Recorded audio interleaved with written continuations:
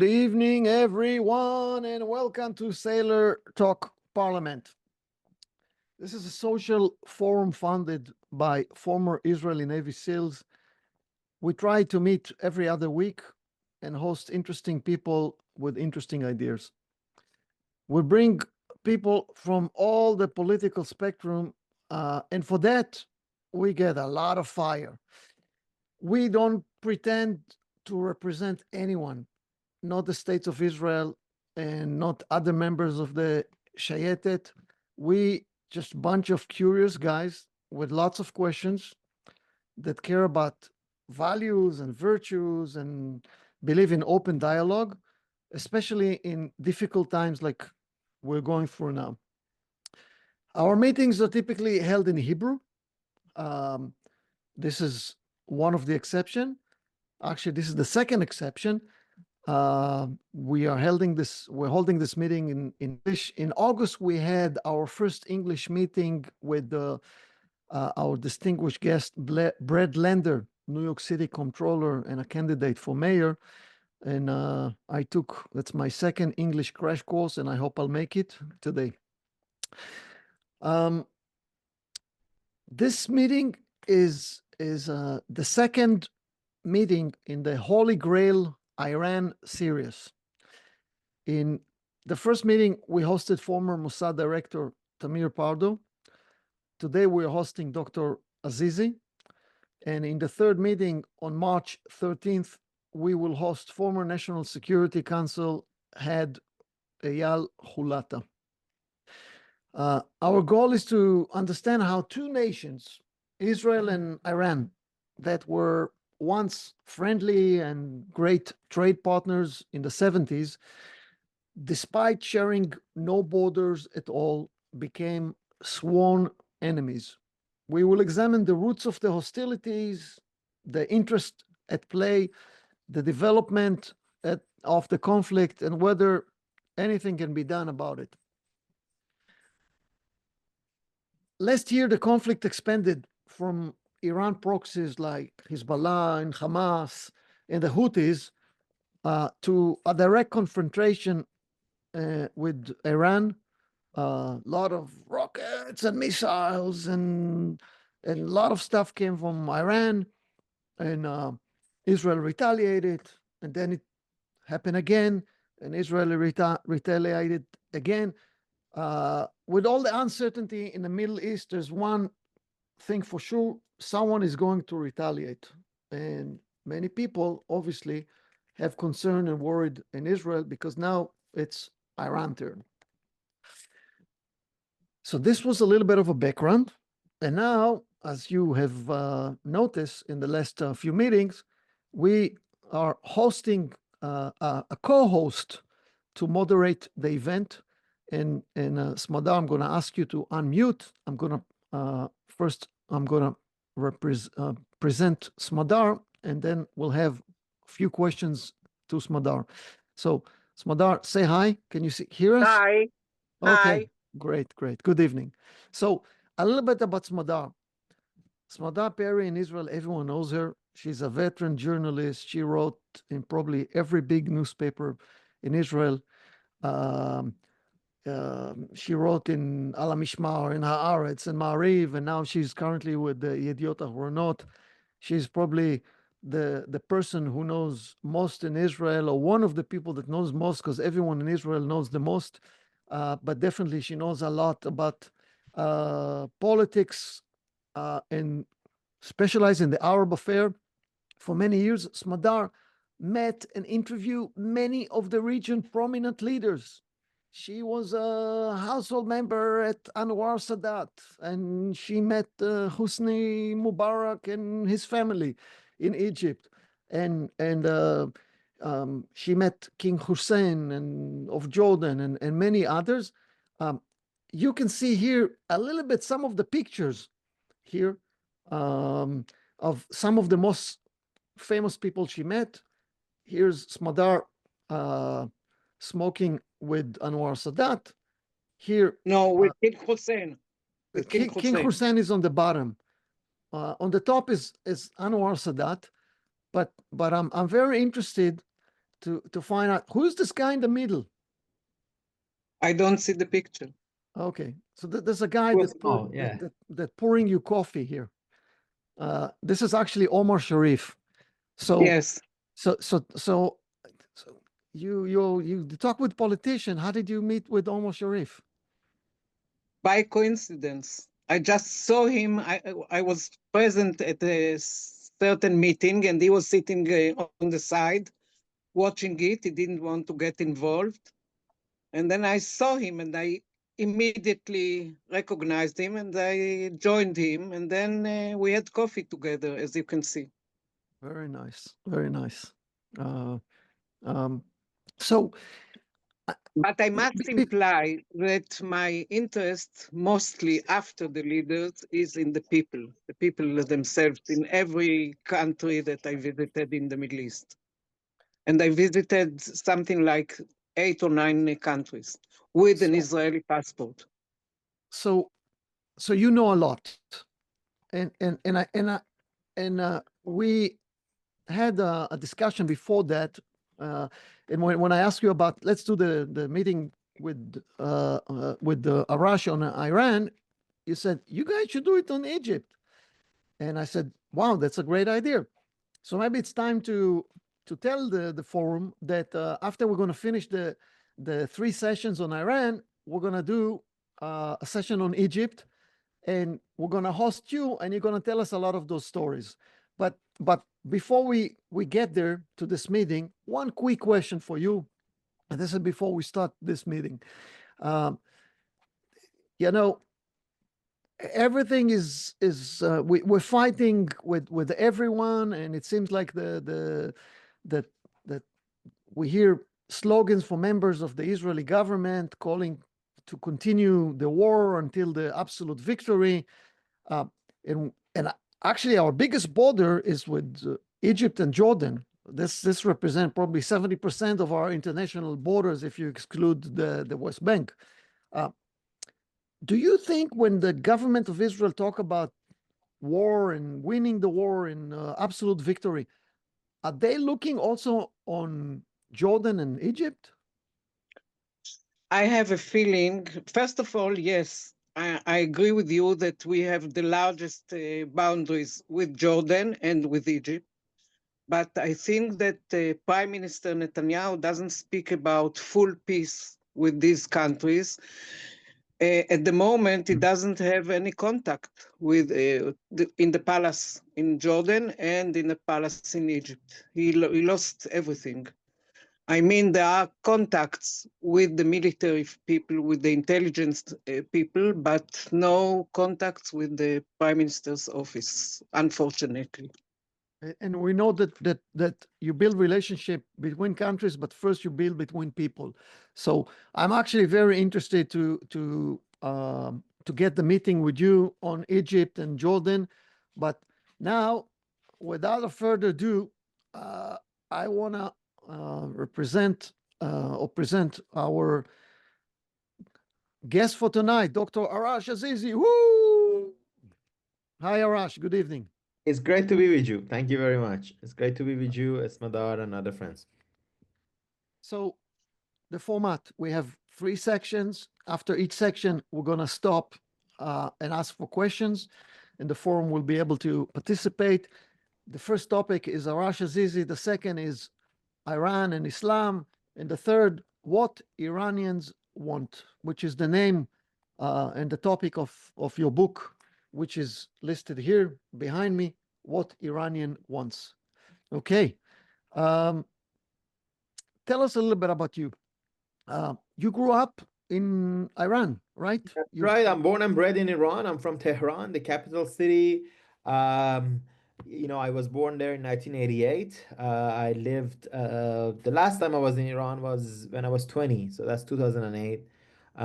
You know, almost a couple of decades ago, I guess by now, 15, 16 years ago. And yeah, tell me.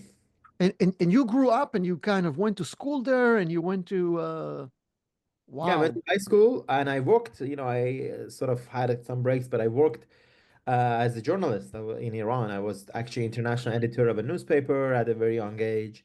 when I was 19, and yeah, I published sort of translations. And yeah, I had a, and I remember my time in Iran very fondly, I have to say. Obviously, we had a lot of troubles, terrible government, and, a lot of struggles, but it was also a lot of fun. Tehran is really a sort of a great city. I often compare it with grand cities that have been, like Istanbul or New York or other cities like that. And yeah, so I'm So, very, so, very so Tehrani. when you say you're Teherani, you like you're still loyal and you still feel connection to Tehran and to Iran. For So, sure, yes. No, I consider myself an Iranian patriot, and Iranians usually love their country. It's I mean, everybody loves their country, I guess, but Iranians in particular are sometimes very annoyingly patriotic. But I try not to be annoying, but I definitely love my country and my culture and my city, Tehran. So there's like there's What do you miss? Tehrani identity What and do you there's miss Iranian in identity. Iran? Sorry, What do you what? miss in Iran? What do I miss? Yes. Well, there are countless things, I guess, but I miss, I'll tell you this, the thing in order to not give you a stereotypical answer, like, oh, okay, obviously one misses the food and the family, but what I really miss was that the Iran that I grew up in, and I've written about this actually. So in the late 90s, early 2000s,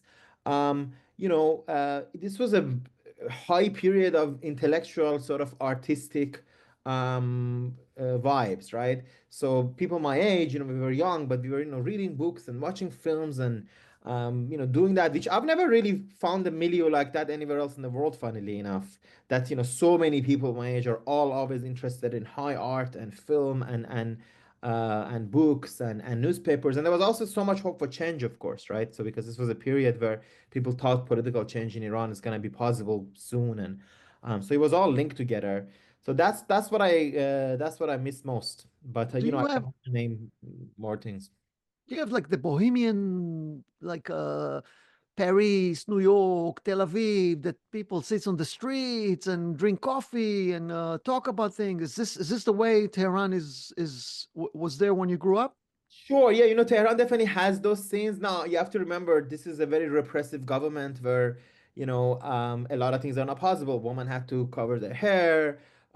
You could, when you're hanging out with people of the opposite sex, you could be harassed by the police.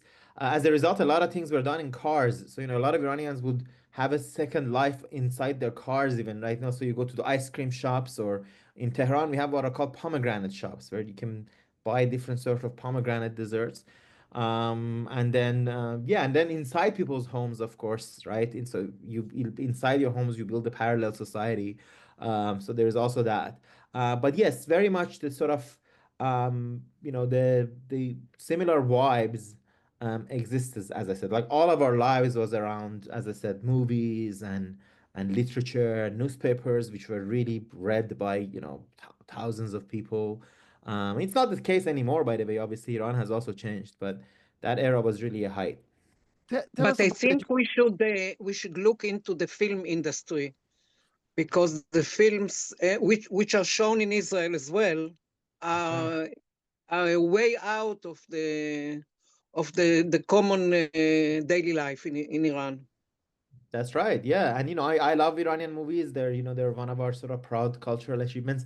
Interestingly, things that come out of Iran, like we haven't really had great novelists. I think that's partially because, we are a very poetic culture. So the transition from poetry to prose hasn't happened still. And other problems. But movies, yes, Iranian movies have made it globally as well. And I know Israel, I remember I used to go to Cannes Film Festival. I mean, I still go, but I used to meet a lot of people from Israel there who usually had, bought Asghar Farhadi films for Israeli market, and Yes. they knew it very well. And yeah, I remember that. Tell us a little bit about the education system. Like in Israel, there's a very strict mandatory system which makes everyone, for example, learn biblical studies. So everyone has to go almost 12 years, I think, of in school. Even Palestinian Israelis. I have a Palestinian Israeli friend that he knows the Bible as much as I know because he learned that. Do you guys have Islamic learning at school? Yeah, you bet. It's Well, interesting. So obviously, I grew up in the Islamic Republic. So, a school, first of all, to just speak generally, a school is a lot tougher than in the West, right? I mean, and that's usually, I don't know about Israel, but you know, like you learn much more mathematics. You learn sort of, it's very harsher than schools in the US and the UK. And you know, some things in the educational culture aren't very good. Sometimes there's rote learning and all that, but you end up knowing a lot more, especially sort of mathematics and stuff. You know, obviously, so yeah, the Quran and Arabic language and the Quran and religious sort of studies are given a prominent place. But it's interesting because a lot of young people hate what is being imposed upon them because we live in under a religious dictatorship, right? Because they really hated it, a lot of people would not really learn it, or you know, because they hate this topic, they will just they'll pass in the school and not follow it. And some people were more into it. Me, because I have I ended up becoming a historian, so I have an interest in humanities and all that. Yeah, I took it seriously. So I know my Quran and I know my Islamic studies, but I always challenge the teachers, which is sort of very interesting because they there's a lot of things. For example, you have a couple of lessons on why God exists and refuting Marxism. I remember we had a lesson called Refuting Marxism and Freudism, which are known as the two big Western ailments, Marx and Freud. But I rather liked Marx and Freud at least as much as reading Quran and them. So Eh, that became my Does introduction. this come on expense of other, like in Israel, like a third of Israel now, of the population in Israel are actually busy learning biblical studies, Yeah. and they literally ditch the sciences and they just focus on Jewish studies. Uh, do you have that in Iran, or is the emphasis on education include science as well as religion? It's interesting. It's almost ironic because, like, as I say, Iran's supposed to be Islamic Republic, but I don't. So, the public school system has a lot of Islam in it, but it's not like a yeshiva or like in the Turkish tradition. I know there are Imam Hatebs, right? As far as I know, they're not really like that. Definitely wasn't the case in my schools. And I went to public school. At some point, I went to private school in my what we call middle school. Although middle school and high school, although I went to a very non-fancy private school. So I went to private school that was private, but I mean it's you have to basically pay very little, and but it's still government run. It's largely government run. Anyways, but yeah, no, they're not. I don't think things weren't dominant. Religious studies weren't dominant. Of course, if young people really want, they can go to the seminaries, right? To the Shia seminaries to become a cleric. I had a cousin who at some point wanted to become a cleric, and he did go very seriously. I remember I got him a copy of Maimonides once to for him to give him a bit of a Jewish perspectives on religion as well. But I don't think he didn't pursue it. But at any rate, yeah, if you want to become a cleric, you'll go. But as I said, in my generations, it wasn't really popular. And frankly, I have to tell you this, the other thing, Iran is one of the most anti-religious society I've ever seen. And I don't even say that sort of positive. I'm not an anti-religion person myself, really. I'm an atheist, but I'm not really sort of anti-religion. I think religion can be a force for good. It can be a force for bad. Even in sort of when you live in the West, for example, you see, different, whether it's Chabad or Catholic organizations, yeah, they sometimes do great good in society. But because my generation really grew up with religion as oppressive under the government, they often end up hating religion. So they have problems for people to even just, observe the fast in Ramadan or show up to prayers, let alone wanting to study for religion. We are approaching Ramadan now. It's going to take place in 2 days. How is it going to be celebrated in Iran? So, Ramadan, I miss Ramadan because of the food, like a lot of places, right? Because it's a time where you have a special sort of foods. A lot of dates, for example, with, dates wrapped with coconut Yes, and also food parties. I always make fun that, these people who say fasting is good for you because like health-wise, I think it's very unhealthy but because there is a saying that people are eating during Ramadan much more than in ordinary days. Exactly. Because usually a typical Ramadan is like you break the fast at like whenever the sun goes down, then you have a dinner party. Then in Iran, what the devout do is that they get up at 3 or 4 a.m. Just before the sun goes up to eat. So I mean, if you wake up at 4 a.m. and eat tons of rice and meat and beans, how is that healthy? But it's a lot of fun. I didn't really fast. I fasted a couple times. That final break I had with religion, which was the last time I fasted, was around the World Cup 2002, because I asked God for Iran to make it to the World Cup. And when we lost to Ireland and didn't make it, this was, if a God can't make Iran go to the World Cup, it's not for me. So that was that was my break. But I should also say, of course, that this is like the fun aspect, but the regime also suppresses people in the Ramadan. If there are people who are arrested and lashed because they were having an ice cream or because they were having a cigarette publicly. So those are the unreasonable parts, but it's still the Ramadan parts that I like. And I also like to serve people who are fasting. So my grandmother, my aunties, they were fasting. So it's a lot of fun to, I don't know, cook for them and make sure there's food ready for them right at the moment of fast, something nice to do. So I always did it. Tell us about the city which is called Qom. I think it's a very interesting place. It sure is. It's like, we sometimes say it's our own Vatican, but, it's not a No, separate. it's like our Bnei Brak. There we go. Actually, I don't think it's like Bnei Brak, and I'll tell you why. Because so Qom is a place where, there's tons of seminaries, right? That's where religious people to go study. All the Ayatollahs have offices there. But, it will surprise you. It's not a very religiously conservative city. It's actually, because it's a student town, you have students from all over Iran, in fact, from all over the world, right? So students from Indonesia, from Nigeria, from, different part, from Latin America. They go there to study. So as a result, it's kind of cosmopolitan. So there are, different foods, different places. And it's the people of Qom themselves who surprise you. That's definitely the stereotype. So in Iran, like someone from Qom. I have to tell you something funny. Once I was in Jerusalem, I was visiting Jerusalem, and I randomly ran to this Israeli guy that I know, and he said, what are you doing in Qom? So that was like his joke that, Jerusalem is like Qom. But no, Qom definitely has a different side as well. It's like a very old city, right? It's an ancient city. So it definitely has its own population who are not necessarily very religiously conservative. Some of them can be pretty fun, and it has its own cafes, and yeah, it's a fun time. It's also very near Tehran. So it's really affected by Tehran, right? Just a couple hours drive, less than a couple hours drive from Tehran.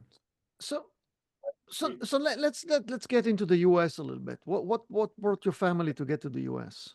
My family, it's just me. My family, some of my family live in Canada, but in the US, it's just me. I've lived in different places. When I was 16, I left Iran first because I just wanted to sort of study a couple of years, right? Abroad, see the world. So I went to Britain, I went to Malaysia, then I went back to Iran. And then when I was 20, I left to Canada to study. I mean, I never wanted to not return to Iran. I wanted to study. And then there was Canada. And then since then, I've been in different countries. Germany, I was in Mexico for a while. Then I've been in the United States since about 8 years ago, which I came here to do my PhD. But somewhere along this time, of course, it became clear that unfortunately I cannot go back to Iran, especially after 2009, because we had a big movement. Why? Well, because I started, so I was a political activist already. I was a socialist, right? I was a sort of underground socialist activist in Iran. But I was underground, so I thought I could go back. I love it. Even Che Guevara, yes. And then what happened was that in 2009, we had this mass movement. So I was a real foolish young guy. So I said, well, I don't need to be underground anymore. I can say what I want on TV because the regime is over. It was going to be over in a matter of months. I remember I had a landlady in Canada, and I told her, look, I can't rent for the rest of the year because the regime might be gone every moment. I need to go back. So please let me pay month by month. And I Wow. I had to pay a lot of month by month because it's the regime is still there. But so after that, I became very publicly active. And unfortunately, it was clear that I couldn't go back anymore. And in recent years, honestly, they arrest people so much that it's always a risk, even for people who are not active, especially if you want to write and be, public and sort of talk about things. Look at the picture of you and Che Guevara. Yeah. Look at that. And your book also is There we go. is it by coincidence, or is this something that you did by design? Well, Che Guevara had its moments, but we can also talk about some of my favorite Israeli socialists if you want.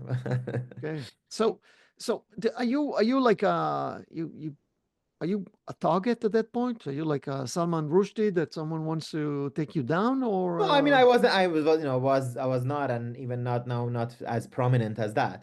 But it's become clear I was an activist. It was well known. When I was in Iran already, My sort of socialist group, a lot of people were arrested in it. And I had warnings from the authorities. That's sort of one of the reasons why I kept going in and out. Like I went to Malaysia, for a couple of years because, I wanted things to die down a little bit. That's why I went to Malaysia. I was questioned by the authorities and all that. So, they do a good job. They go after anybody who's active. So not because I was prominent, but I was active enough. I wrote a blog, which they had found out. And yeah, so I would have definitely been arrested again if I went back. And my father was arrested. My father went back a few years ago and he was arrested and kept for some years. He's out now. He's in Canada. But aren't you afraid to go to a certain Arab country or certain Muslim country and be arrested and kidnapped to Iran as well? You know, you know, you have to It either be happened. very. Yeah, it has happened. It has happened even it has happened even in the countries of the Persian Gulf area.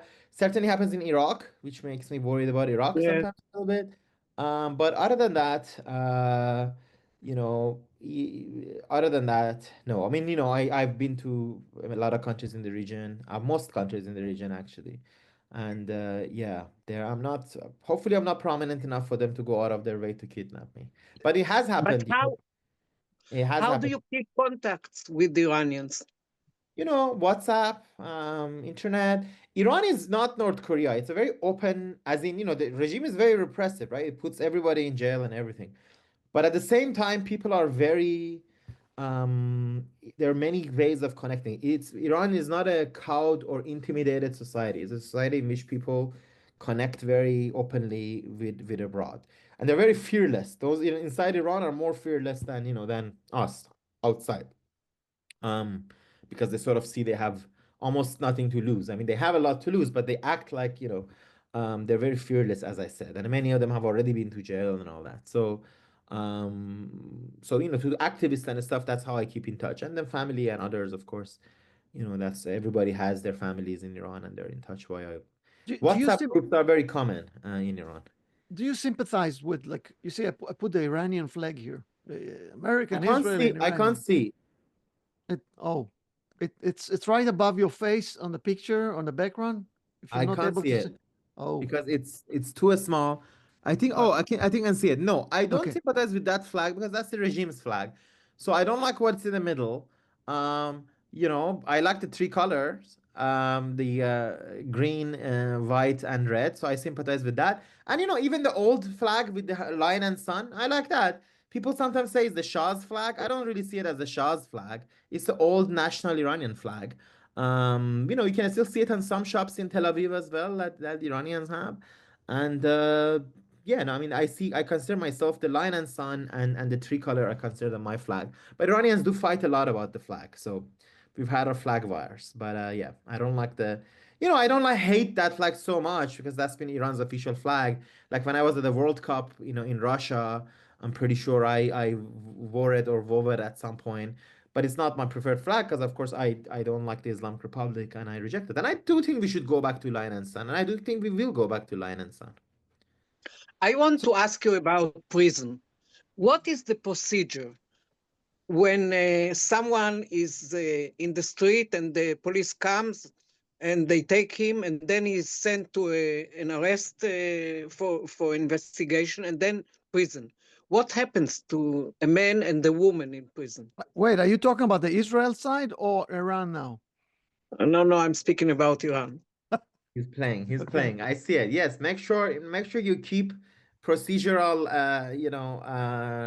procedures as much as you can in Israel, so it doesn't become like Iran. Look, so in prison.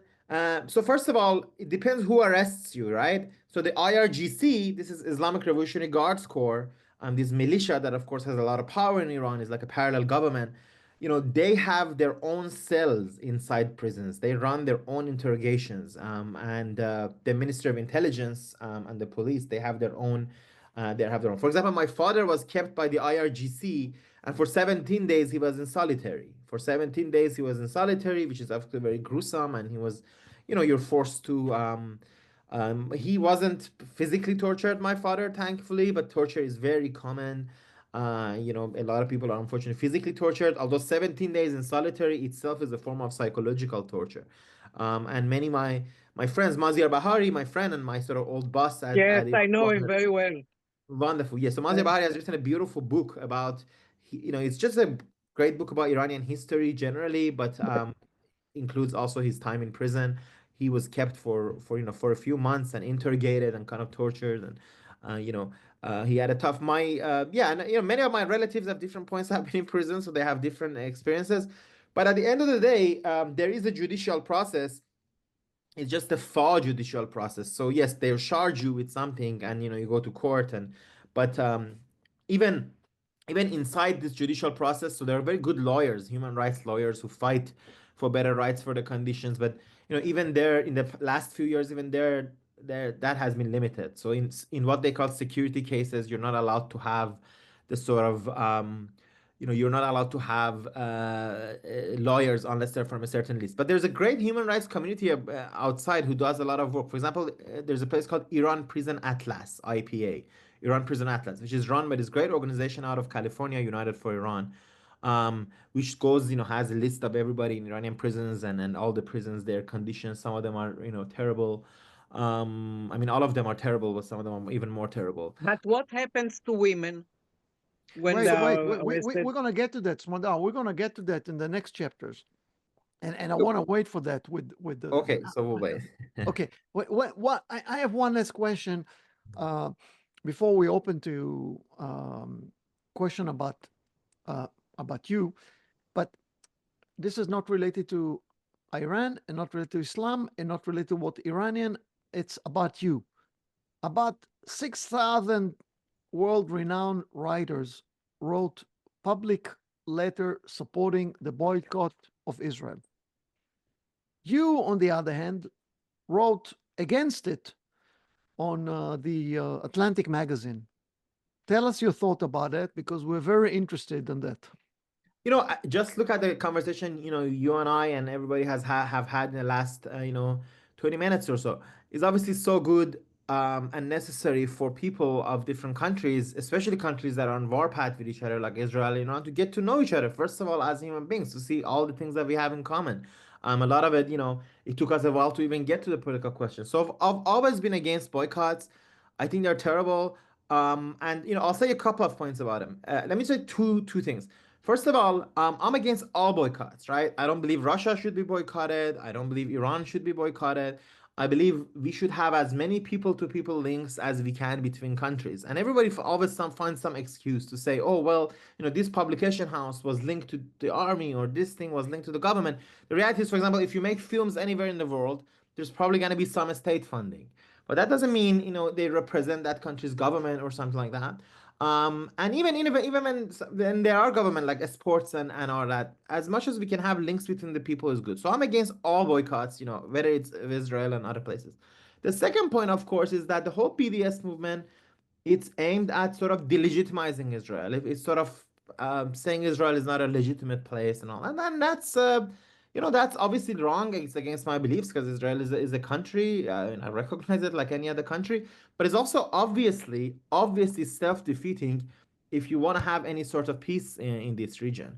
Israel is actually existing society, and trying to write it off or boycott it, or it's not gonna go anywhere good. And I think it had a tremendously negative role. I think this campaign has been a terrible thing. It has not helped the Palestinians. It has not helped anybody in peace. It has actually helped the most right-wing Israelis. If I was Netanyahu, or if it was the most right-wing elements in Israel, I would pray for this campaign to go on, because the campaign tells everybody in Israel that, look, it doesn't matter whether you're left wing or right wing, whether you want peace or not, they'll treat you the same, and they'll boycott you. And they have gone after, the BDS campaign goes after, the most peaceful elements Israeli society. They went after Standing Together, for example. That is an organization of Israeli Jews and Palestinian citizens of Israel.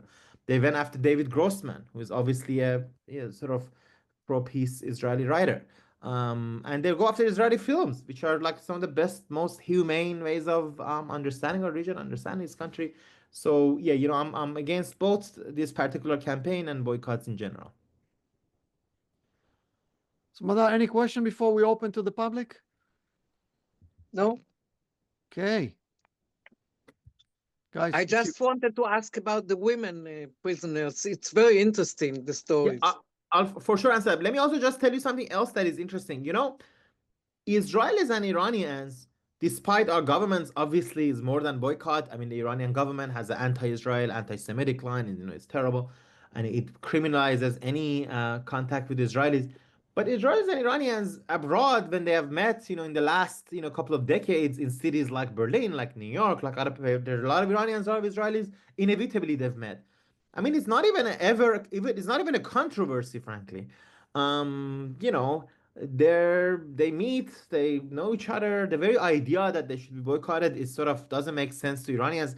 I think it doesn't make sense to people from Turkey either, for example. A country, again, a lot of people are anti-Israel. There's big anti-Israel movements, but there's also a lot of links between two countries. Many people have visited each other. So, obviously it's different in the Arab world. There's an actual conflict going on. But for me, it's kind of funny as an Iranian, to have no problem, with Israel, but then come to the United States to see some people in America who live across the world, they want to boycott Israeli dates or films or, cookies or, or something else, where, nobody that I knew growing up with sort of cared so strongly, against this. Any question, guys? Ladies and gentlemen, on Arash. Should I say the thing about women prisoners now? No, Okay. because now it's about Arash, and if no one asks, I will ask. I heard, and you can deny it, you had an Israeli girlfriend? Well, first of all, I should say I am now happily married to someone from Turkey, and I love my wife. But yes, I had in the past a couple of times. I happen to have Israeli girlfriends. I'm very good friends with both of them still, by the way. And when I visited Israel, it was also to visit my girlfriend at the time, and we visited different cities, and we had a tremendous time. Yeah, so it was also a good sort of cultural, I don't know, bridge, right, to get to know people of different countries, for them and for me. I think a lot of her friends or family, both of them, this was the only way they could have met an Iranian. So it was interesting. I have a question. So as an Israeli, obviously, I knew about Iran at a very early age because there are a lot of immigrants that came to Iran from Iran to Israel, and also Iran is in the news. At what age do you remember first hearing about Israel, and what was your first kind of exposure to Israel? This is a very excellent question. First of all, let me also say that, when I visited Israel in 2019, it took me like 4 hours before I started speaking Persian to someone. So it was interesting for me. When I was in Israel with someone from Afghanistan, and more than one person from Iran, within a couple of weeks, I had spoken my mother tongue, which was sort of interesting. So there's a lot of people of Iranian descent in Israel. I always think about this question myself, Gidon. Like I always think, when was the first time? And you can't really remember, because later, of course, I learned so much about Israel. One of the things that I remember that is funny, I remember, hearing on the radio when they were reading the basketball results, and it's sort of a very monotone voice, right? So it's like, in the European Basketball Championship, it's France 2, Italy 3, Hungary 4, Slovakia 5. And I then remember it says, the Zionist regime occupying the Quds 2, and then it's like Estonia 1. And it was just like, that's a very funny name for a basketball team, Zionist regime occupying. So of course, that's the kind of language that they talk about in the Iranian regime media. But then I think the first real image I have is that I watched the Eurovision, and there's this beautiful Israeli singer who I've never really been able to find out who she was. I've looked around the years because that's a childhood memory, but I just remember I was being mesmerized by how beautiful this language was, and she was, and I think she won, or was one of the higher ones in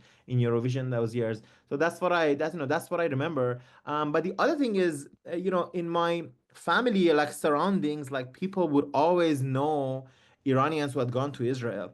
You have to remember, Iran had a lot of Jewish people. Still, it has a lot of Jewish people. I had a Jewish classmate in high school, in middle school, that I remember very well. His name was Davud, David. Like, I remember very well, and he talked about his sort of religion, and he went to synagogue and everything.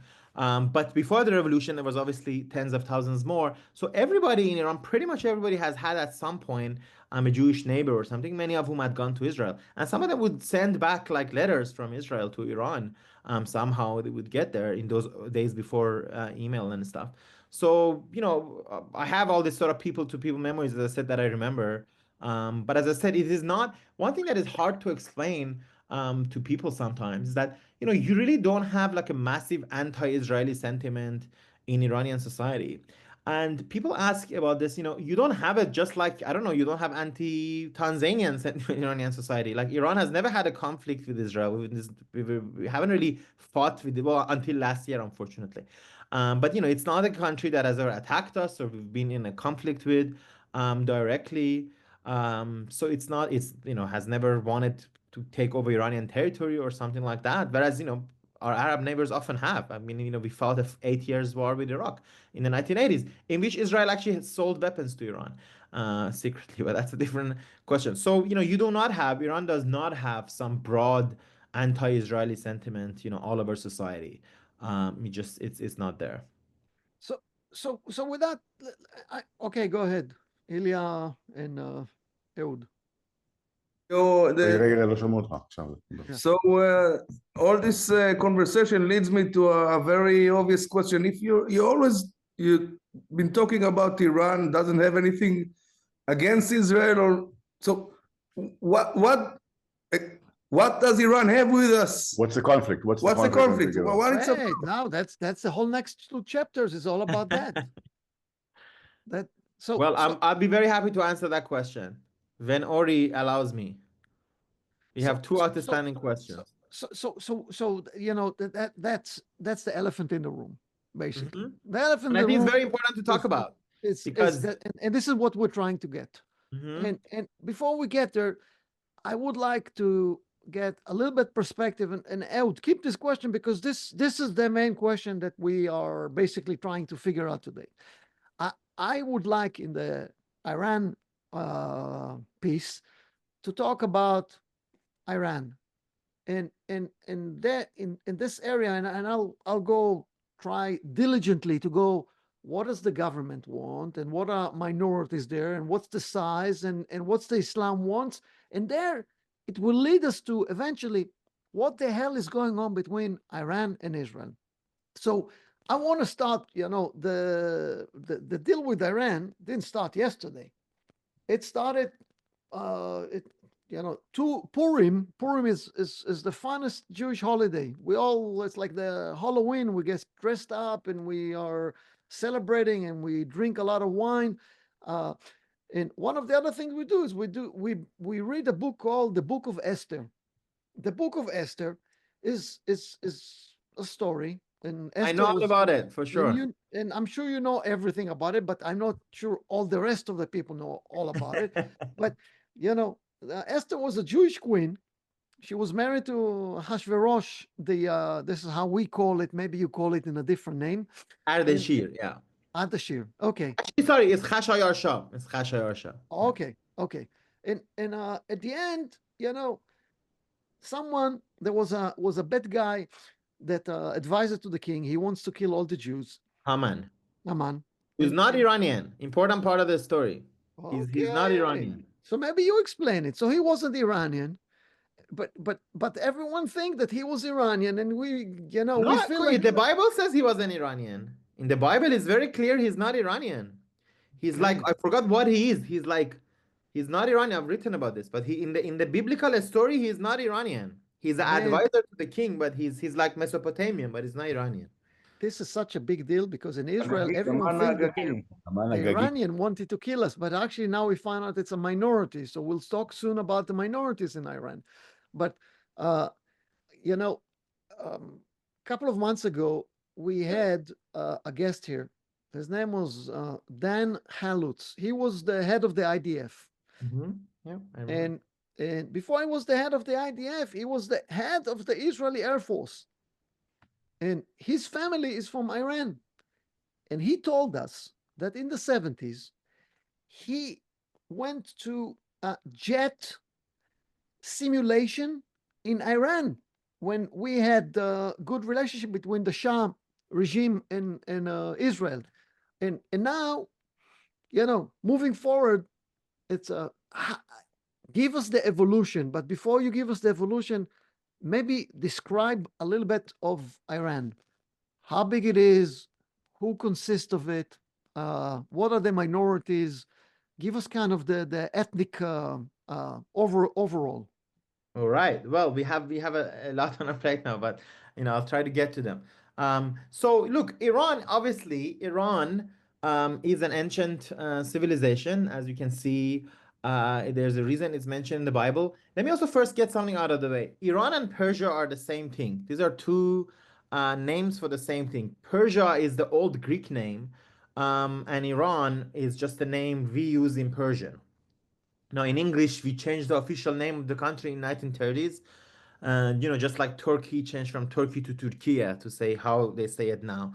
So that's how it is. But Iran and Persia are the same thing. They're not two, different things, or that's sort of a confusing sometimes, but they're two same thing. And yes, we are ancient civilization going back thousands of years. The first great Persian king or Iranian king that we usually talk about is Cyrus the Great in 6th century before Christ, and he's also, of course, in the Bible. And he, in the Jewish history, he's obviously a very important character because he ended the Babylonian captivity by his attacks on Babylon, and he allowed Jews to go back to Jerusalem and rebuild the Second Temple. Build the temple, which became the Second Temple. So this all happened in 6th century before Christ. So if the Iranian Jewish story really goes back to 2,500 years ago. Way before Islam was Muhammad was even born. Of course, we're talking about 1,100 years before Muhammad was born, right? Incidentally, by the way, when Islam came to Iran, the Iranian Jews were kind of celebrating actually, because they were a minority, and they thought maybe Islam as a new religion, wouldn't be so bad. And anyways, it's an interesting thing. I'm sure you don't want me to cover the 2,500 years of story. No. But let me tell you something about Purim. Let me tell you something about Purim, Book of Esther. As I said, so I argue if you look at Book of Esther and Purim, because the regime of Iran likes to say Purim is an anti-Iranian holiday and celebrate it in that way. And some right-wingers in Israel has also looked at it in that way. But if you really look at it, Purim is a story of Iranian-Jewish friendship almost, because Esther is obviously Jewish, and the king is Iranian, and Haman is not Iranian. So next time you have Haman Tashen, which I'm sure is popular in Israel, it's very popular in New York and United States. You can remember Haman is not Iranian. In the biblical story, he's supposed to be not Iranian. Anyways, there's so much one can get from the biblical story. It's true that there's thousands of people are killed also in this story. So that's sort of the right wingers internationally and in Iran sometimes use it in that way. But if anything, it shows that countries have entangled histories. But so the modern Iran, in terms of its ethnic composition and all that, modern Iran, it's 99% Muslim, and it's always been, by always I mean for the last few hundred years, it's been 90% plus Muslim. It's 92-93% Shia Muslim, right? So Shia, as you know, it's one of the two branches of Islam. There's only 5 countries in the world, 4 or 5 countries in the world that are Shia majority. It's Iran, Bahrain, Republic of Azerbaijan, Iraq, and maybe Lebanon. No one really knows what the composition of. Say what? I'm saying no. Lebanon, no. Yeah, it's not majority Shia. It's not majority, but it's probably plurality Shia, right? But it has a large Shia population. There's also large Shia populations in Kuwait, in Saudi Arabia, and a couple of other places. Anyways, but Iran stands out in this way because it's a non-Arab country in an Arab region, and is a Shia country in a Sunni majority region. But religious minorities, we have many religious minorities in Iran. Jews are one of the important ones historically. Christians, which is usually Iranian Armenians or Assyrians. Then we have Zoroastrians, which is Zoroastrianism is the ancient religion of Iran. We have the Baha'i faith, which is the most repressed religion under the Islamic Republic. So, what can I say about Iran? As I said, so ancient civilization is one part of the story. Since 1979, Iran has been ruled by the Islamic Republic. Now, maybe I can use this as a segue into explain why, about Iran's anti-Israel policy, right? What does it really mean and where it comes from. Why, especially, it's a very good question that Ilya asked, right? Why, if there's no popular animosity in Iran for Israel, why is it that Iran has banked so much of its, cards on opposing Israel? The shortest story is that the Islamic Republic that came out of the 1979 revolution really built a revolutionary regime that that doesn't pursue Iranian national interest in a way that governments usually do, but that it has a ideological project that it wants to pursue. That ideological project is opposing the West and opposing Israel. Now, it has always on paper since 79 had this project. I say on paper because in different years it wasn't really followed. For example, in the 1980s, Israel sold arms to Iran, as part of the Iran-Contra affair. Because Israel did it because, Iran was fighting Saddam Hussein, which Israel considered the bigger enemy. Iran obviously was desperate to get arms from everywhere.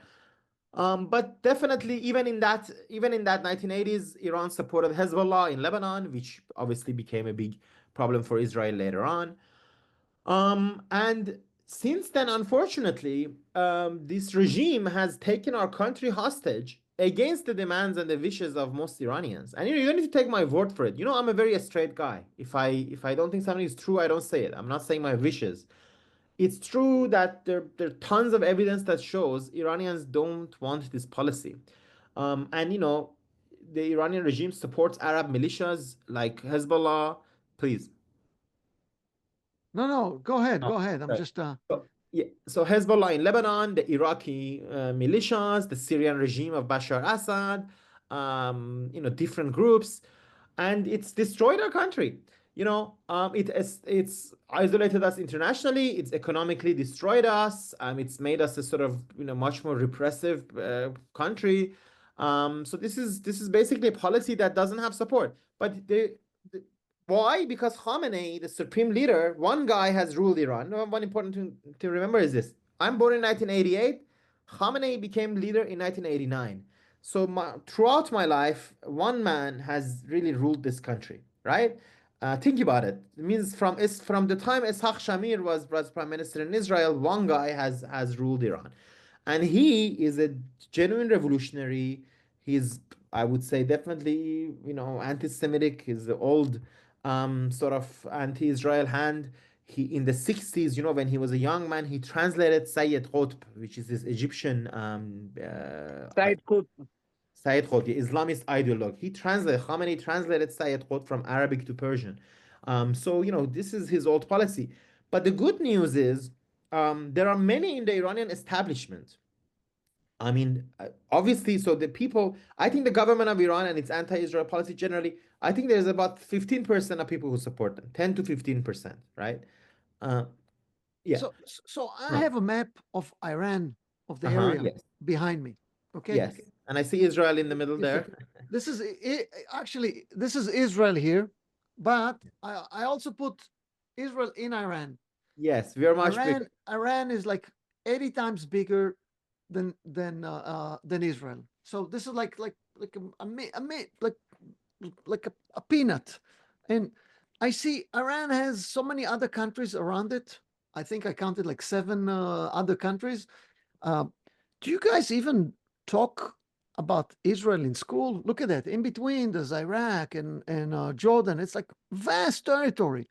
Is this like when you learn geography, do you even care about this? We call it earlier Tanzania. Why would they have more to do with Israel than Tanzania? Yeah, I don't get it.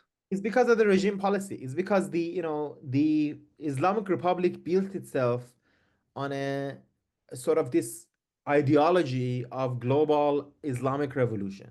Based on this ideology, the Muslim masses have to fight Israel. and they have to fight to destroy Israel, and they have to do all that. And unfortunately, a terrible thing happens when you take a country hostage for your policies, for your ideology, as opposed to national interest of Iran. But what I was telling you is that not only amongst the people, but even in the establishment, i.e., in the Iranian, in the IRGC, in the Iranian regime, in the leadership, many people understand this is foolish, that they cannot follow this policy. And Iran needs to give up because it's not going to do anything good for us. And you don't need to take my word for it. I can give you examples. For example, the Iranian Reformist Front, which is internal to the regime, right, is one of the wings of the regime, very openly now advocates for two-state solution, and it has done so for a while. Just a couple of weeks ago, Ahmad Zaidabadi, who is the Iranian columnist, who is very much inside the regime, he's not an opponent of the regime like me, he's a reformist. He wrote a piece and he said, it was about how Iran should be against Trump, join a global coalition against Trump. But he said, if we want to do that, we need to give up this policy of wanting to be against Israel, and we need to accept the two-state consensus. And that, we have to give up on wanting to sort of destroy Israel, things like that. So I think a lot of people in Iran do get it, basically. A lot of people in Iran do. What's the approach in Iran towards the Palestinian? Do they love Palestinians? Do they support Palestinian? We know Baha'is is the lowest level in minority in Iran. You want to be Jewish in Iran 10 times more than you want to be Baha'i. That's right. But what about being Palestinian? Well, obviously that's sort of different. That's the regime's policy of discrimination. They really discriminate against Baha'is, and not also against other non-Muslims, to be honest. The biggest religious minority in Iran is actually Sunnis in number-wise, right? So, and there's discrimination against the Sunnis, there's discrimination against the Baha'is, and there's also discrimination against Jews and Christians. But as you would expect from Islamist government, but it's worse. It's definitely worse for Baha'is. Baha'is are barred from going to university. They're barred from taking government jobs, and many other things. Now, for Palestinians, I guess you're asking for the regime. I'll give you two answers. First of all, the regime claims to be a big supporter of Palestinians, but it's against the PLO. It's always intervened in the Palestinian political affairs, when you think about it, by supporting Hamas and Islamic Jihad. They are intervening in Palestinian politics, right, in a way that is not good for Palestinians themselves. And amongst the population, honestly, I'll tell you, I'm a socialist, I'm a humanist. I love my Palestinian brothers and sisters. I believe everybody in this region, should learn to live together. And I want to have better relationships with Palestinians as well as with Israelis. But amongst the many average people, I would say, they don't have good feelings necessarily, because they are against the government. They believe the government is wasting its money and our money, our resources, by helping these different Arab militias, some of whom, like Hamas and Islamic Jihad, are Palestinians. So some of them have that issue. But of course, in the last few years, as the war has gone on, there's thousands of innocent Palestinians who have been killed. So I think a lot of Iranians do have a humanitarian solidarity with Palestinians, but they also have this sort of historic bad feeling, if you will. I should also that PLO in the 1980s, when Iran was fighting with Iraq, PLO did support Saddam as well. So that obviously doesn't endear them to Iranians either. The firewall. What about the Kurds? And I want to mention Mahsa Amini. For sure, yes. So Kurds are also an ethnic minority in Iran. Although, in Iran, we don't really have minorities when you think about it, because we are all, so, I'm like, I guess I would be Persian, although I don't really like or believe in this term. I say Persian only Iranian is one way of talking about it. My mother tongue is Persian. But there are people whose mother tongue is Azeri. That's a Turkic language, like same as Republic of Azerbaijan. A big part of my family are also Azeri, like we married into them. And, something like 20-30% of Iran. Then, 5-10% are Kurds. I don't know the number off the top of my head. Kurds are mostly also Sunni. So there's a religious discrimination as well. Baluch in the southeast are another people. So yeah, Kurdish people in Iran, they live in the western parts of Iran. We have a province of Kurdistan where they're the majority. They're also there. There are also some of Iranian Kurds in the northeast. And yeah, they've gone definitely through their own discrimination. They have very heroic traditions of a struggle. And Mahsa Amini was a young Kurdish girl from the city of Tell them about it, the story of Masa Amini. I don't think they remember. For sure, yeah. So Mahsa or Gina, I mean, her Kurdish name was Gina, really, and you know, part of the discrimination is actually they had problem getting an ID card with the name Gina, so they got it the name Mahsa. But you know, hey, I should say we consider her, all of our Iranians consider her our national sort of hero, and her mother famously said she's the daughter of Iran, right? But her Kurdish identity was also obviously important. What happened was that she was a young woman in her birthday in Tehran, so she was from Saqqez, but she was visiting Tehran in the September 2020. 2, right? I mixed up my dates for a second there. The September 2002, she was 22, so 2022, she was visiting Iran, and what happened to her, first of all, was very normal, very ordinary, as in the morality police. There's this police in Iran wanting to arrest her because of her hijab. So because in Iran, all women are forced to cover their hair, and she wasn't covering her hair properly, allegedly. So they take her in as they take everybody else, but in the van they beat her up because she resisted, and she died. Unfortunately, she lost her life just because she wasn't covering her hair.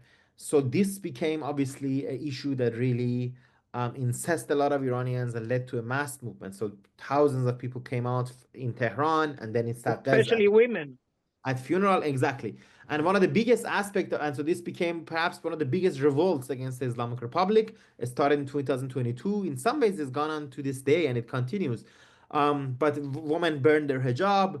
And the most important thing that has continued since then, that you and I are talking now, since like it's 2.5 years later, if right now I call someone in Tehran on a FaceTime, you will see, or other cities of Iran, millions of Iranian women are doing a daily act of civil resistance, civic resistance, civil disobedience by refusing to cover their hair.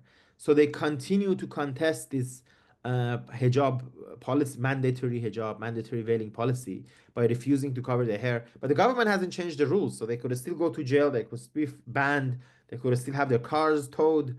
And you know, you can be without the hijab, you're driving in your car, they take a picture of you, they tow your car. And they ban you. So there are all these sort of things that exist, but the struggle continues. And my book that now you kindly showed, What Iranians Want, Women, Life, Freedom, I wrote this book about this movement that pursued after the killing of Mahsa Amini in 2022.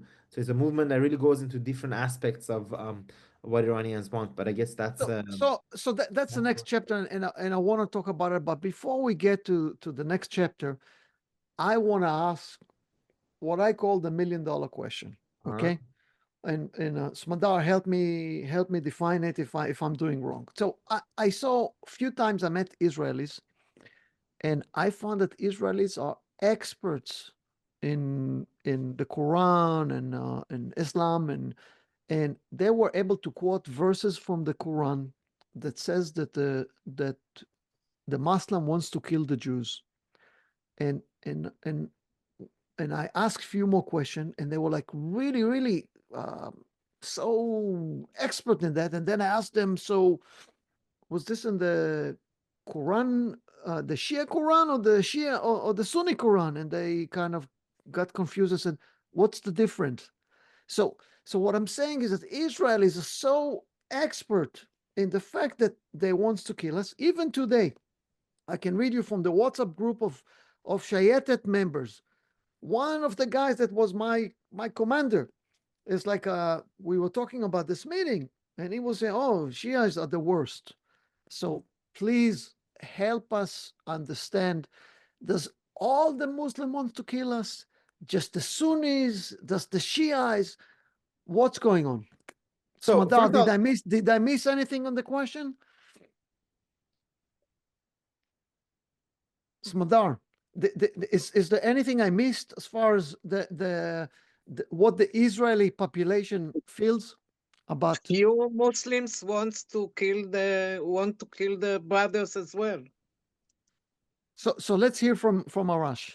So first of all, the Quran is the same for the Shia and the Sunnis, right? So there's the same Quran. I'm sure you know that. Look, no, first of all, if we look at religious books, either Bible or the Quran, there's a lot of violence in there.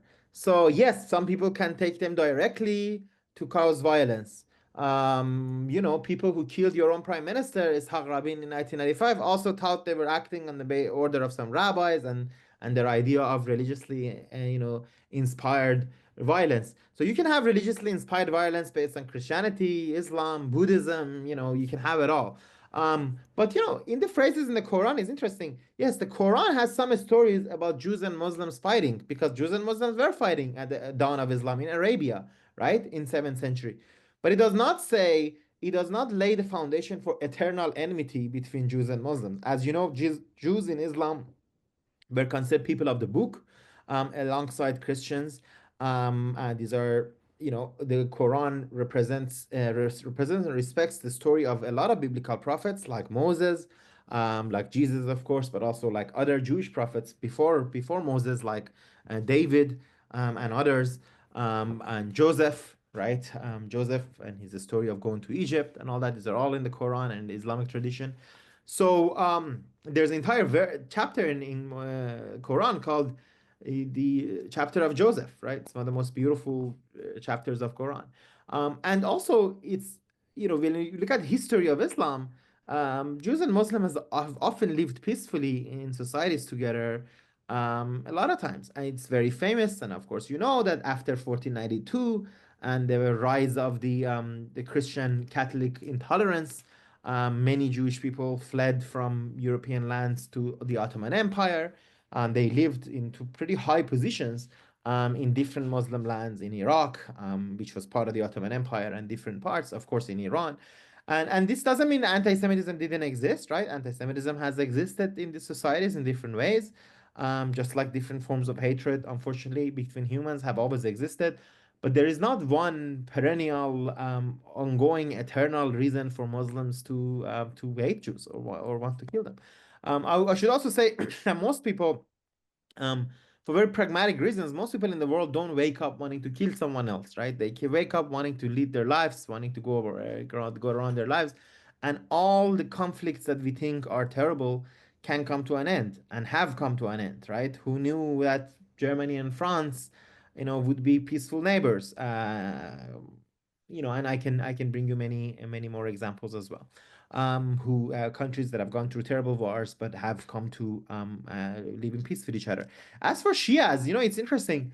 I mean, no, there's nothing in the Shia faith that would make it more anti-Jewish than the Sunnis, or vice versa. In fact, I think Smadar sort of pointed to this. Unfortunately, sentiments between Jews and between Shias and Sunnis against each other can be worse than between any of them and outsiders. You know, my wife is half Christian and half Sunni, and you know, she has a very Sunni name. So my grandmother, who's a very good devout Shia, you know, wasn't excited about that at first, but she got used to it. So, but it's interesting. She never objected to the Christian part of her heritage, but the Sunni part. So, you know, that also tells you something. But look, 1.2 billion Muslims in the world. No 1.2 billion of anything have one shared trait, right? And from inside Israel, you know, this beautiful mosque in Tel Aviv, where I remember going and listening to the azan every day when I was on the way to Jaffa. Exactly. Oh, right over there, I think, like in the center of Jaffa. You know, and then there's a couple on the way also. Anyways, from there to New York to around the world, Jews and Muslims live peacefully together in many societies, and that has often been the norm. And I'm sure it can be the norm again. If anything, they have a lot in common. Oh, I have to also tell you this. In fact, some Iranians are kind of mad at Jews for the reason that might be surprising to you. And they say, you know, all these terrible rules we have in Islam, Muhammad got from Jews. So if anything, you owe us something for this. Like pork, why can't we eat pork? This came from Judaism and other rules. So you know, there's a lot in common. And of course, circumcision is something else that that I believe we got, you know, they got from that tradition. So Is there? I think I heard from Smadar that there's still circumcision in some Muslim country for female. no, Is not it going in some Egypt. countries like Egypt. In Yeah. Egypt. Egypt, but Not not Iran. not in Iran? Some parts of Iran, unfortunately, some parts of actually in Sunni majority areas in the southern part, and sometimes in Kurdistan, unfortunately, and unfortunately, and this is used in racist ways sometimes against these people. I mean, obviously, FGM is a terrible crime, and there's a global movement against it, but it's not really a Muslim country thing. It's mostly an African country. So No, but speak about homosexuality in Iran. So, yes, so different topic, but I'm happy to talk about it. But you also talk about women prisoners. So this is a good time for me to mention that. So yes, women prisoners in Iran do face tons of gender-specific problems, and the Iran Prison Atlas that I mentioned, IPA goes into details about it. They've faced different sorts of assault, different sorts of, and they obviously are living in different prisons, right? So the women's sections of this prison. There's also a beautiful Iranian movie called The Woman's Prison by Manija Hekmat, which I Yes, recommend. It's a beautiful film, and it goes through generations of Iranian women in prisons. Some of the closest family members to me have been in Iranian prisons who are women, and they definitely faced terrible situations. but they say about the political women prisoners that first thing that they do is to rape them inside prison. No, this is not really true. I mean, it's not true for everybody, right? It's not, or even for majority. It's not true that there's a widespread, raping of the political prisoners policy. And frankly, um, even like in the 1980s, the places that it has been reported, it's not really clear that this was a vast policy or now they do all sorts of tortures, they beat them, the other things, but this idea that they rape all political prisoner women, it's not true. Yeah. I want to ask you like a few more questions before we get to what Iranian wants and the Sure, book. but I should and also all say that stuff. something about the LGBT population. But if you want, I can Go for say it. Go for it. Answer the Yeah. LGBT. Yes. So, actually, to my fault, I don't really talk about the LGBT struggles in my book. And that's frankly because it became a thing in a much later date, as many other countries. But so, homosexuality technically is punishable by death in Iran between sex between and men. Now, of course, this doesn't mean that it happens all of the time. Most of the executions are actually done with the charge is rape. But the problem is that, you never know what they considered rape. It could have been a relationship between two men that they consider like that. But I had quite a few number of gay friends growing up in Iran, men and women, and I continue to have many. And obviously, they sort of faced different sorts of government repression. They had to really keep the relationship hidden. But Iran also has a very active queer community. Groups like Six Rang, which means six rang or shish rang is in Persian, which means six colors. Is a group abroad, and there are other groups of queer Iranians abroad who expose the regime's anti-LGBT policies and struggle against it. There's also some very particularly rules in Iran that is strange. For example, because of a fatwa that is a religious decree by Ayatollah Khomeini, who's the founder of the Islamic Republic, trans surgery in Iran is not only it's very widely available and free. So if a woman goes and says, I feel like I'm a man, they will get free trans surgery. But this of course doesn't mean they don't face all sorts of tons of other problems. And of course, the other problem is that the gayness is not really acknowledged. So sometimes if someone is gay, they'll kind of be pushed into I the remember President Ahmadinejad appearing in New York and saying there are no homosexuals in Iran. Yes, and he got himself a lot of laughter. There was also some crude homophobic jokes in the region. Because some people in the region are saying, "What do you mean? All Iranians are gay, from what we know," and they're saying all these things. But yes, he obviously said something really foolish. And I have to say something that I'm very proud of, and that I'll be honest with you. When I was a kid, it's homophobia was very common, as it is, I'm sure, in most high schools around the world at the time, right? In the 1990s, there was a tons of homophobia, homophobic insults and all that, but it has become a much better. So now that, the LGBT population in Iran is recognized by other Iranians, of course, not by the regime, but by other Iranians, is recognized as a legitimate part of society, and their problems are better known. But this global homophobic and sort of misogynistic movement also has its sides in Iran. So there are people who oppose the government, but they repeat sort of the talking points of Putin and others, against the so-called gay propaganda or things like that. So that's also part of a reality, which is to say basically that the story of gays in Iran has very specific Iranian context of, as I said, these terrible rules and the threat of even death penalty. But parts of it is also very global, as in changing attitudes and the effect of these global movements. Can you tell us about the Pride Parade in Tehran? One day, I promise you, one day.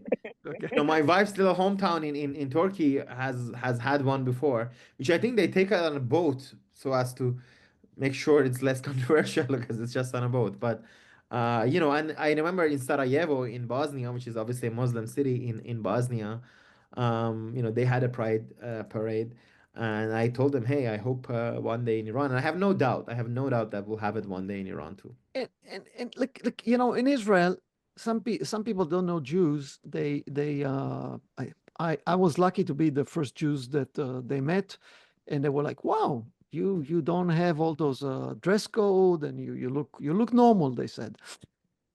What's percentage of the Iranian you would consider normal, or in our word, basically secular and don't care much about religion, or don't force themselves to do things that the religion forced them, and they don't think the same? So I mean, there are different degrees of religiosity, like anywhere else in the world. But as I said, Iran also has a very anti-religious segment. A lot of people just hate Islam and hate religion because of the way the government has imposed it on them.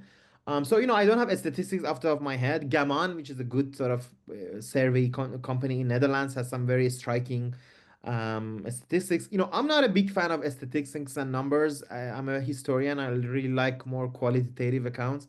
But I can tell you this. I imagine most Iranians are secularish, by which I mean, like, I think a majority of Iranians now don't observe that many Islamic rules, by which I mean, they don't cover their hair. They don't really pray. You're supposed to pray 5 times a day and fast in Ramadan and do all of that. Probably most Iranians don't observe most of these rules, that I can say. Of the rest, some are very devout. My grandmother is the most devout person I know. She prays 5 times a day. Between all the prayers, she's doing other prayers, and she cannot fast in Ramadan anymore because she's too old. Like, she's, when you're too old, you're not supposed to fast, right? When you're physically are unable to do it. But let me tell you this, Ori. Before the revolution in 1979, there was this beautiful religious pluralism in Iran. In the same family, someone would wear a bikini and go to the beach. The grandmother would be praying. The men would wear black and beat their chest for Imam Hussein. It's a Shia ceremony in Muharram. And the night before Muharram, they would finish the vodka, and then they would go for 10 days. They would be very religious, and they would live their normal lives. Like a lot of Jewish people, I'm sure, they are similar, right? So this religious pluralism is a reality, especially of Iran. Much more, I think, than even other Muslim societies. That we've always had a degree of differences. We also have our own traditions like a society. So you have to, we had this conversation before. Don't forget, Iran became Muslim in 7th century. It became Shia only in 16th century. So we have hundreds of years of pre-Islamic life, right? Iranian Jews, for example, their traditions go back to 2,600 years. I think that's sort of what is usually said, 8th century before Christ. I might be wrong around that, but it's around the same, right? 2,000 something years. And Zoroastrianism, which was the official religion in Iran before Islam, has this long pedigree. So Iranian traditions are not limited to one religion. They're very diverse. They include very different things, and we have different degrees of religiosity. Before we jump to the book and before we open this thing, I want to just close this chapter now with throw back a little bit of some Israel Iran thing.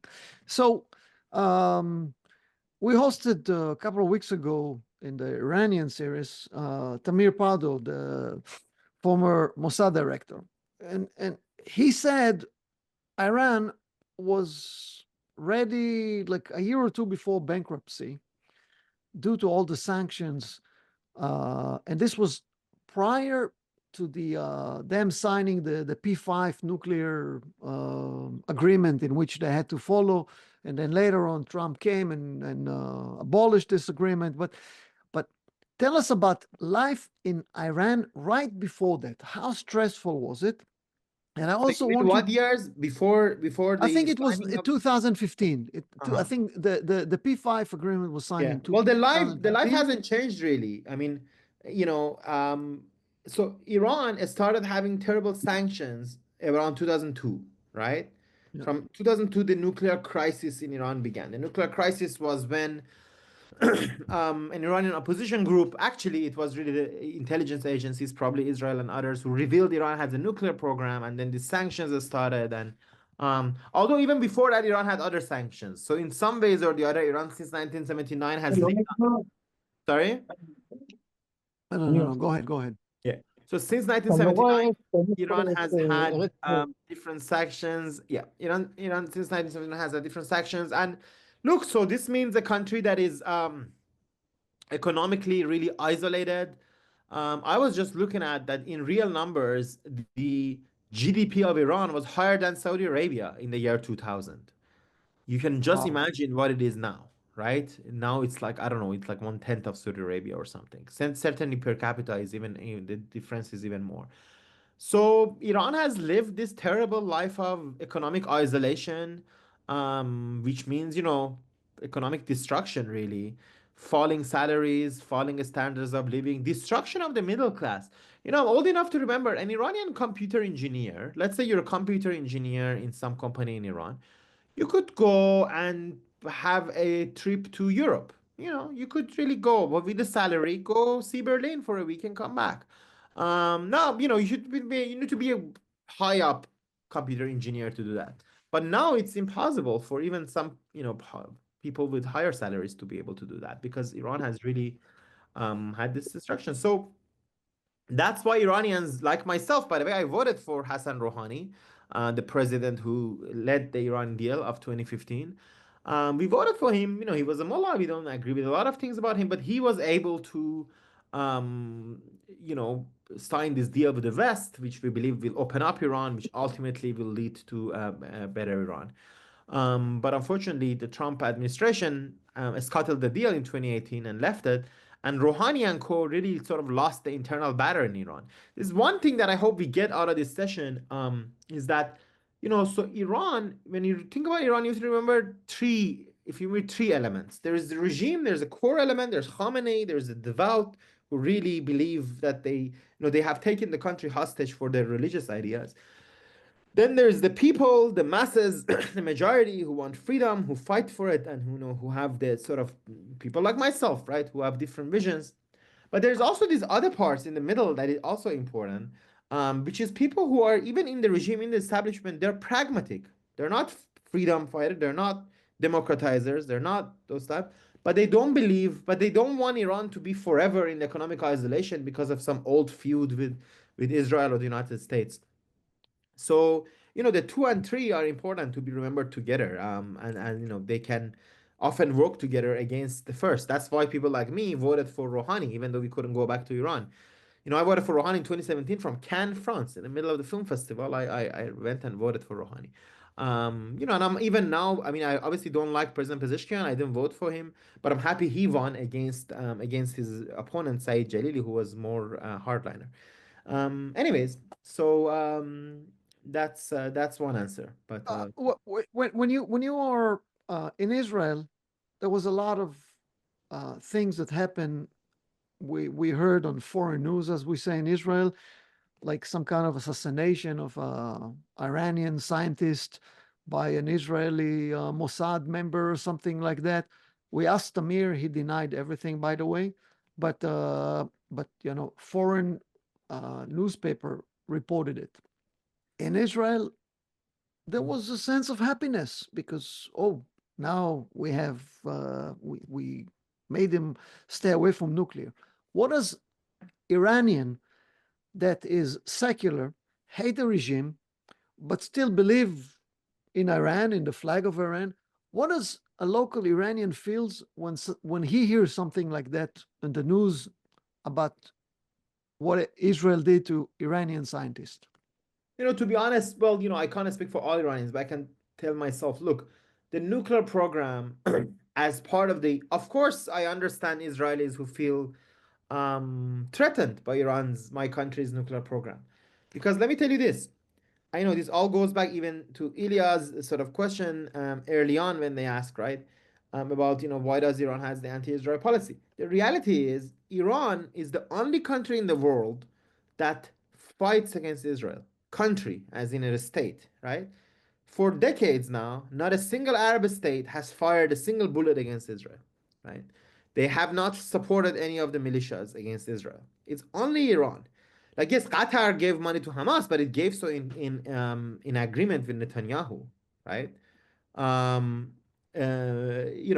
so Iran is the only one that does so.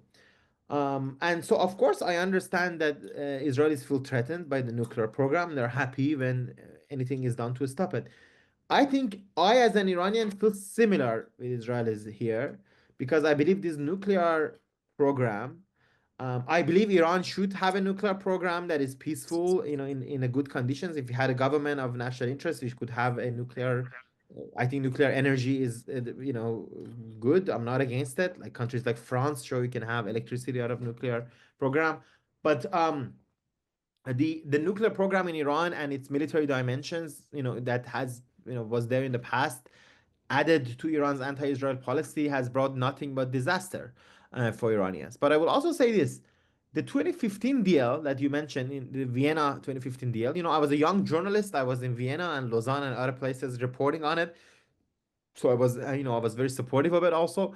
This really did put the Iranian nuclear program back, forever. It really seriously defanged it. And it was Trump's leaving of that that has led us to a situation where today Iran has a much more advanced nuclear program. So, I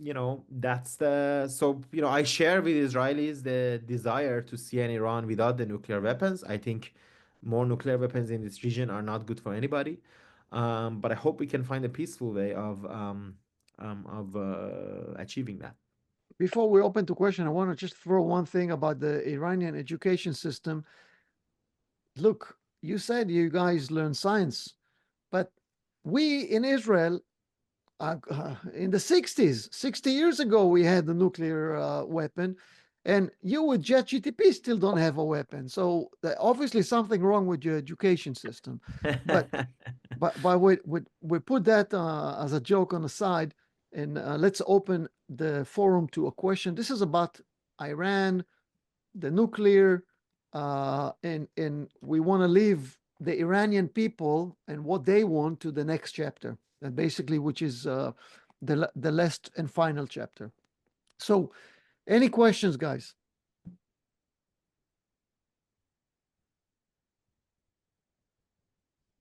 Mookie, you always have a question. Come on, Dr. Mookie. Okay. I'll give you 5 more seconds. If there's no questions, I'll jump to the Smadar. I'll ask a question. Go for it. Do you see any possibility for change towards Israel in Iran? 100%. In fact, I don't see possibility. I see certainty. Because I believe, Khamenei is going to be the last anti-Israel leader of Iran. He's almost 86 years old. He will be 86 in April. Yes, but he's not dying. I hope he dies, and he will die at some point. We all die. He's almost 86 years old, as I said. He's gonna have to die at some point. I hope if you have 86-year-olds in this chat, I hope they live a million years, but none of you are supreme leader for 30, 40 years. So it's a very stressful job. So, he is unlikely that he will live much longer. Anyways, and obviously, who knows what's going to happen after him? That's a conversation that we could have. But I do believe that even inside the Iranian establishment, this anti-Israel policy doesn't have future. They know it's dangerous. Look, think about it. Think about it. Why are some Iranian soldiers today, as I speak to you, a lot of you are veterans, right? 3 Iranian veterans, 3 Iranian soldiers are dead because of attacks in Israel last year, and 1 civilian. Why? Why should Iran be fighting Israel? Israel has, as I said, it doesn't have any territorial dispute with us. It doesn't have any historical animosity with us. It doesn't have any historical reasons to fight us. Why? In fact, Iran and Israel, as 2 non-Arab countries in this region, have a lot in common if you look at history, if you look at national interest. So this is a crazy policy that has put us on the warpath with a powerful nuclear-armed country like Israel. It's crazy from the perspective of Iranian national interest. Imagine a lot of you, as I said, you're veterans, you're sort of thinking strategically. Imagine you're military advisors to anybody in Tehran, right? Not as Israelis, but as people who understand military. What logic does it, make sense for Iran to want to fight with Israel? And, Iranians understand that. I mean, a lot of people in the establishment understands that. But unfortunately, Khamenei, as I said, has taken this country hostage. It's not Khamenei alone, obviously, right? It's Khamenei and other hardliners. And I think that policy will change. And I gave you examples like the Iranian Reformist Front, this different political groups in Iran who've openly asked for a change in this policy. And I think more and more, this voice will get louder and we'll get there. I do have to say, though, that the current Israeli government also, unfortunately, I don't think is acting very wise in its regional policy. And I think sometimes, it brings on sort of conflict upon itself in the region. For example, for the life of me, I can't understand why Israel is attacking Syria now. A new regime which has said nothing against Israel, has done nothing against Israel. In fact, has said everything against Iran, right? Against the Iranian regime. They hate the Iranian regime because it supported Assad as it killed them. And yet Israel has attacked them, which, will lead to inflaming of the regional tensions. So yes, I do believe the Iranian policy about Israel will change. I hope we can get the full change that we want. We can get democracy. We can bring down Khamenei. But even if you don't get that, the Iranian policy against Israel will ultimately change. I just hope that, obviously Israel can't just wait until it changes, and it has to defend itself and its national interests. I hope, we can get there without a conflict. I would like to ask a question. What's the percent of the people that actually support Khamenei? I mean, if I was to compare Khamenei with, let's say, Ben-Gvir or Smotrich, they have a lot of power, but not very many people support them. Is that equivalent to the situation? Sure. I think Khamenei, well, obviously Israel has a procedural democracy, so, it's not comparable to Iran. I think 15, and let me also answer Muki's question who put it in the chat. I think Khamenei has 15% support in Iran. I think 10 to 15% of Iran, and I have reasons to say this, by the way. For example, if you look at elections and you look at the number of people who vote for pro-Khamenei candidates, that's about 10-15%. It's not more. And what type of people are these 15%? It's a very good question. I think, well, a lot of them are people who are linked to the security bodies in one way or the other, right? Like their job is there, they're the families of people whose job is there. And they're part of this results of this indoctrination, ideological sort of recruitment that the regime has done. But that's the best they could get, 10 to 15%. These are people who believe Iran should be an anti-Western country that has a crusade against Israel and America, and but a lot of them are also opportunistic, like other places. Like they're in this because that's where you can make money. That's where you can, so they're very corrupt, so even of the 10-15%, a lot of them are not devout believers. So can I say something to Muki? Yeah, Muki, Go ahead. Look, Muki, here's one way of thinking about it. The Iranian regime was built by revolutionaries of the 60s and 70s who wanted this global revolution against things, right? Hating Israel and wanting to destroy Israel was a very common thing amongst those people. Now, whether some hippies in California were the same, people in Palestinian camps in Jordan and Lebanon were the same, and these Iranian revolutionaries were the same. So, they saw Israel as this colonial entity. They saw it as usurper of Muslim lands. They saw it in these terms. So that's why they wanted to, that's why they wanted to destroy it. But it's just that most of these groups, they don't come to power in a country. Unfortunately, in Iran, they did come to a power, and they've been able to keep power. So that's what is unusual about it. That's sort of the story.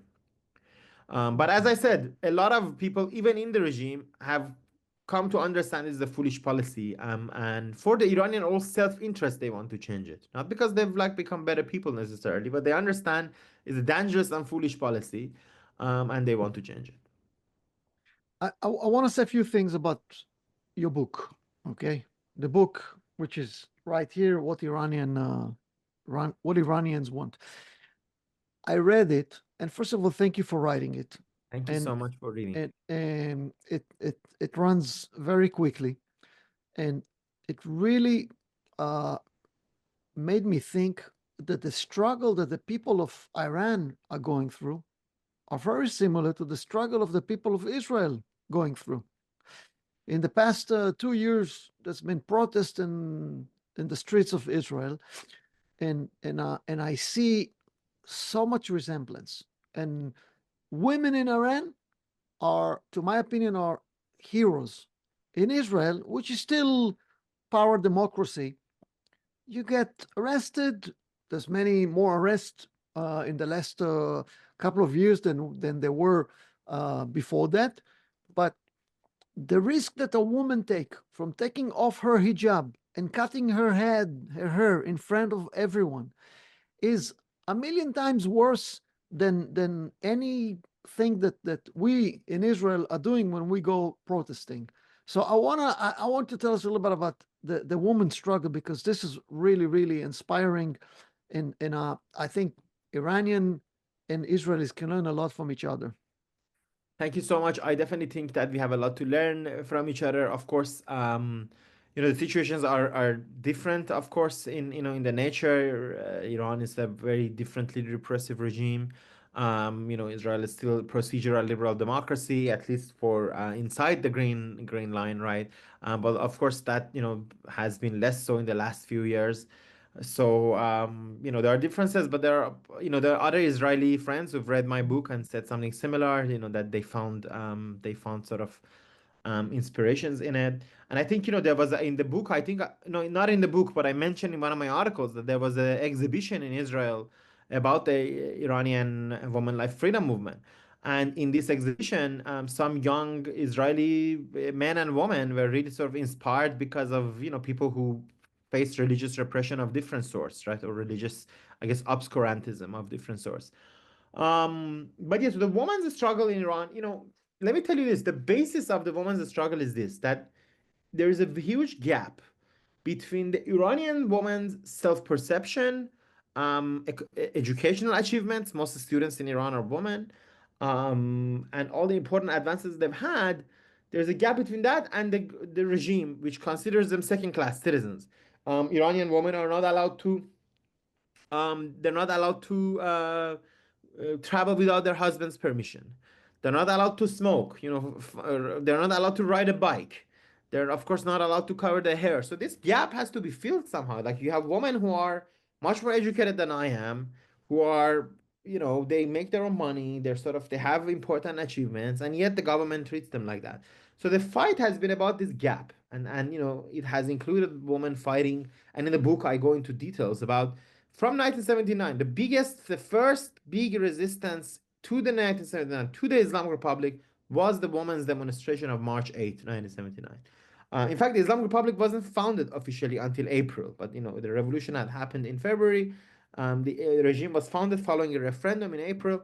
But already in March, you see this, on the occasion of the International Women's Day, tens of thousands of women came out to protest the policy of mandatory hijab. There's a beautiful book by Negar Motahedeh called Whisper Tapes about this that I recommend.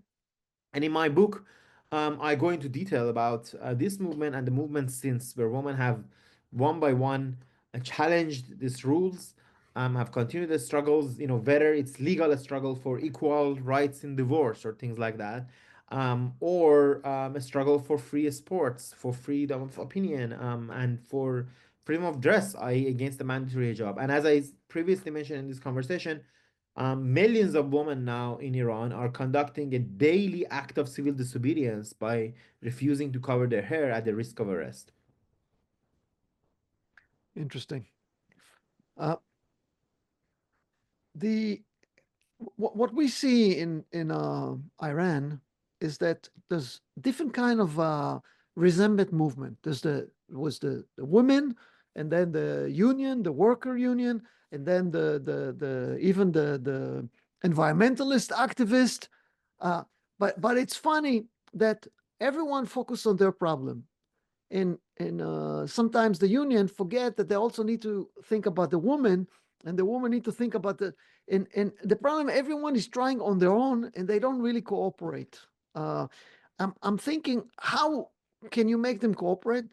And honestly, with all the technology that we have today, why don't the Iranian people and the Israeli people would start communicate and get rid of all those people that wants us to kill each other, but we don't think we want to kill each other.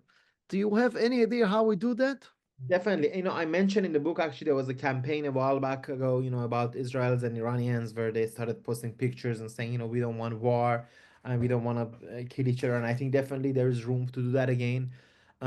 I and some Iranian intellectuals, we've been involved in some attempts actually to have some sort of more channels of communication between Iranians and Israelis.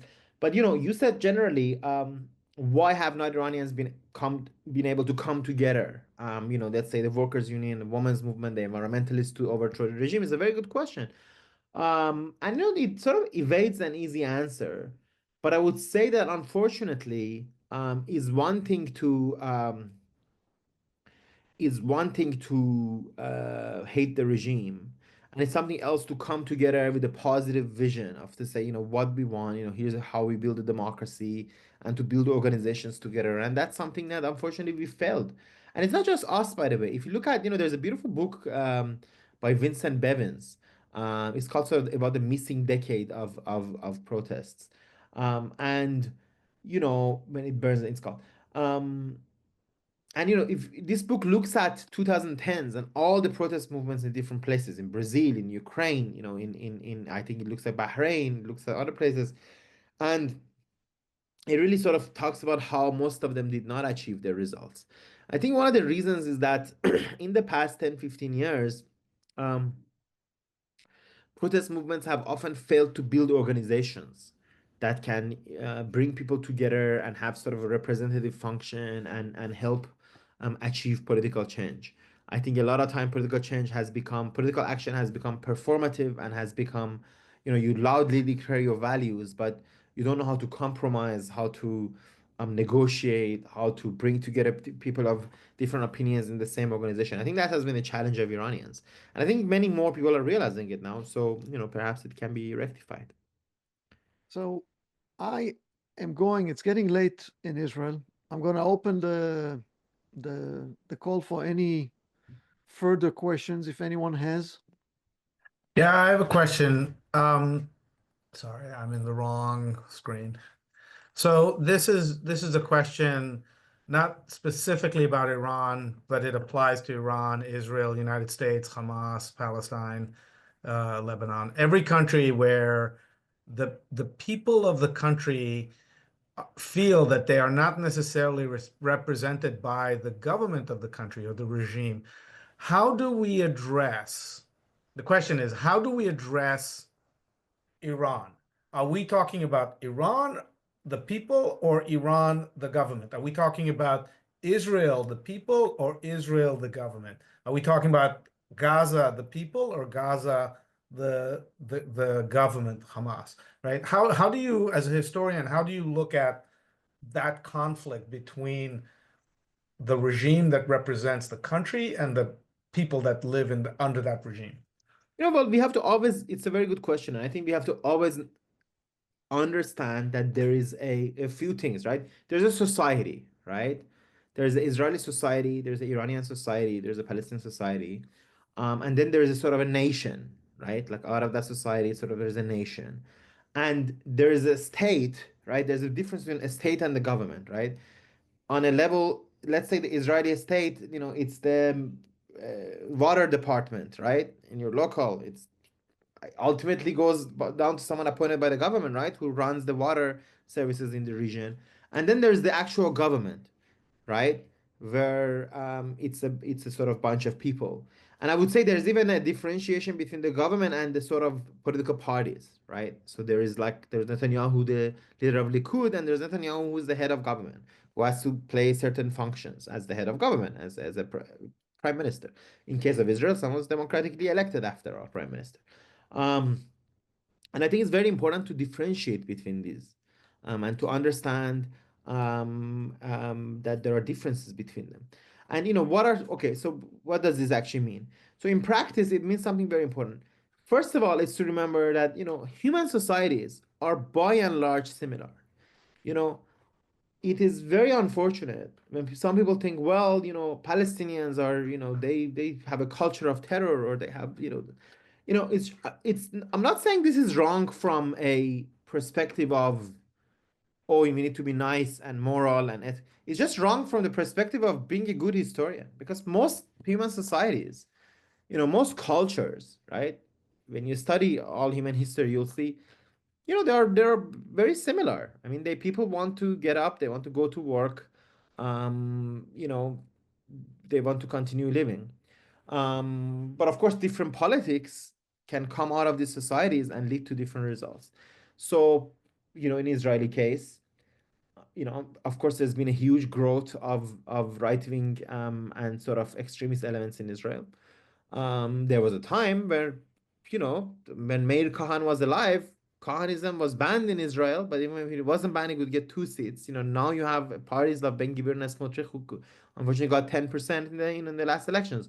But of course, I understand that it's not very hard because of, the Second Intifada, all the terror attacks that have happened in Israel, they helped drive Israeli society to the right.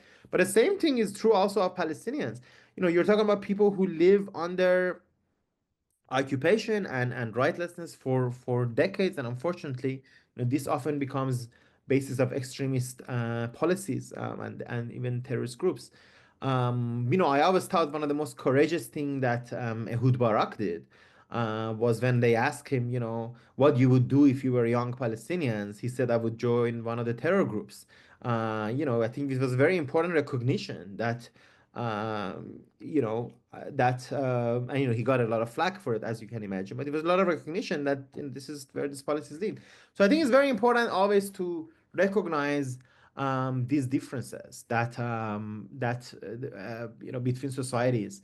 And when it comes to Iran and Israel, what I've tried to say throughout today is that in this case, Iranian society and Iran as a nation has no reason to want to be in animosity to Israel. This is not a thing in Iran. Let me tell you the other funny thing. Look at the list of big rallies against Israel in the last 2 years. What are some of the biggest rallies in the world? Okay, in the Arab world, they're in Sana'a, they're in Cairo, they're in Amman, they're in Madrid. What's happening in Tehran, right? The biggest anti-Israel government rally, I don't think it's like 2,000 people, right? That's really something, by the way, because this is government organized rally, so even government can't really organize people to come out. Wow. But let alone sort of popular rallies, it just hasn't happened because you don't have a wide anti-Israel sentiment amongst Iranians. And I think this is, if I was if I was advising the Israeli security services, or whoever is in charge in Israel, Israeli government at any given time, I would say this is an important demographic sort of reality for Israel to know that in Iran, it does not have a society, or it does not have a nation and sort of national strategists who see themselves in eternal opposition to Israel or any sort of animosity to Israel. They don't. So it would be imperative for Israel's strategic interest to try to find a way to connect to these elements, even those inside the Iranian establishment who don't want to fight with Israel, and understand that Iran and Israel have no reason to fight against each other. If anything, they have every reason to be friends. So I have a Iranian-American friend, or friend of a friend, that said, you know, I wish you, the Israelis, will finish the job and go and change the regime in Iran. First of all, is it possible? Second, let's say Israel is able to assassinate the supreme leader. What will that do in Iran? Yeah, there are some Iranians who say this. I would say usually they don't have a very good grasp of politics, of history, of how things work. I mean, how could Israel overthrow and bring about a successful regime change in Iran? United States, that has 10 times more powerful than Israel, has never been able to do that. And actually, usually that hasn't had a good experience in regime change, right? It's a good book by Philip Gordon, who was going to be national security advisor if Kamala Harris had won, but of course she didn't. So I guess he's some academic somewhere now. But he has a good book, anyways, on the history of American regime change operations. They don't go very well. And look, it's our job to change our own regime.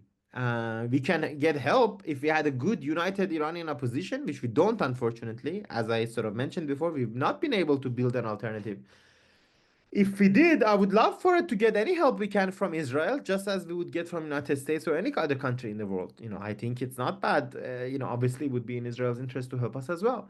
But we don't have that. And it's our own job to build an alternative, to build a democratic alternative to the regime. Now, I mean, I just said that I think when Khamenei dies, things will be better.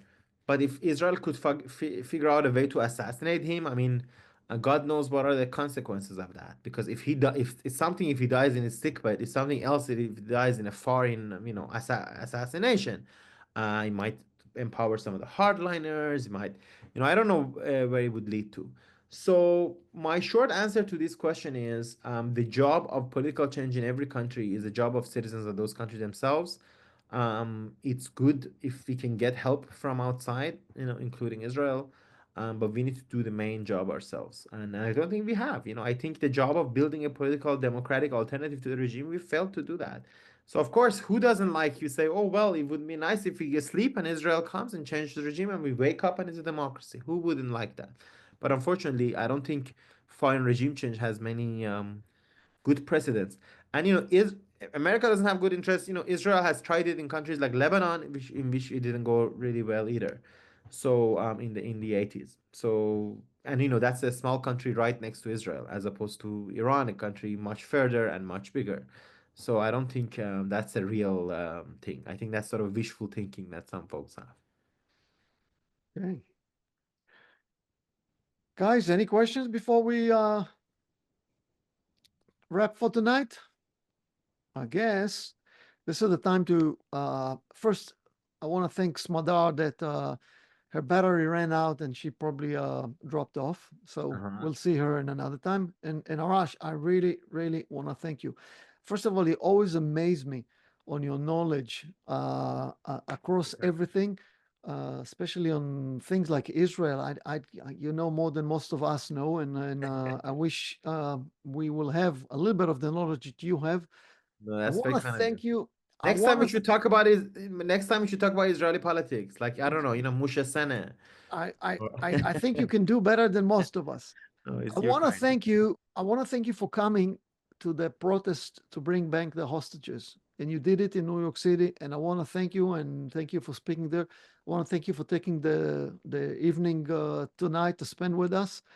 And I really hope that people of Israel will be able to read your book and will find out that the Iranian and Israelis not only start with the same letter, but they're very similar people and have the same desires and the same wishes. And maybe we can do something on WhatsApp or social network that we on our age don't understand much, but you still understand a lot of it. So thank you, everyone. Thank you so much. Thank you so much for having me. It was a real honor. I know it's like already 10:30 or so in Israel. So Laila Tov, and I wish you a very good night. Oh. Thank you. Thank you so much. Thank you. Thank you.